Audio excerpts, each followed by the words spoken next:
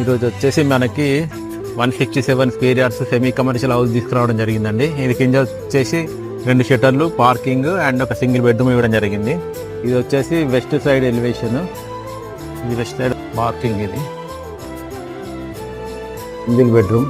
ఇది వచ్చేసి మనకి హాలు, ఈ రూమ్ కింద వచ్చేసి గ్రౌండ్ ఫ్లోర్లో. ఇది కిచెన్,